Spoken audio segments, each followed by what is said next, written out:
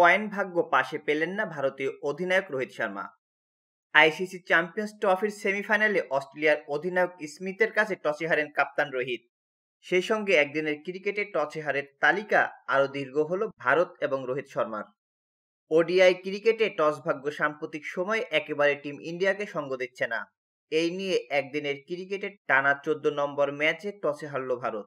অধিনায়ক রোহিত শর্মা এ নিয়ে টানা 11 বার টস হারলেন। মঙ্গলবার টসের কয়েন তুলেছিলেন রোহিত। স্মিথ হেড কল করেন এবং টসে জেতেন। টসে জিতে প্রথমে ব্যাট করার সিদ্ধান্ত নেন স্মিথ। দুবাইয়ের ম্যাচটি শুরু হয় বাংলাদেশ সময় বিকাল 3টায়। ভারত 2023 সালের বিশ্বকাপ ফাইনালে টসে প্যাট কামিন্সের কাছে হেরেছিলেন রোহিত। সেই ম্যাচ হেরে খেতাব জয় ভারতের অধরায় থাকে টিম ইন্ডিয়া।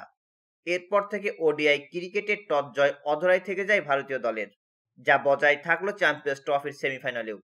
দক্ষিণ আফ্রিকা সফর, শ্রীলঙ্কা সফরে একদিনের ম্যাচে ভারত যেমন টসে হারে, তেমনি ঘরের মাঠে ইংল্যান্ডের বিরুদ্ধে 3টি একদিনের ম্যাচেও টস জিততে পারেনি রোহিত। এমনকি চ্যাম্পিয়ন্স ট্রফির গ্রুপ পর্বে 3 ম্যাচে টসে হারেন রোহিত। একদিনের ক্রিকেটে সবথেকে বেশি টানা টসে হেরেছেন ব্রায়ান লারা। অক্টোবর 1988 থেকে 1999 সালের মে মাস পর্যন্ত তিনি 12টি একদিনের ম্যাচ হেরেছিলেন। নিউজিল্যান্ডের অধিনায়ক পিটার বোরেন টানা 11 ম্যাচে টসে হেরেছেন।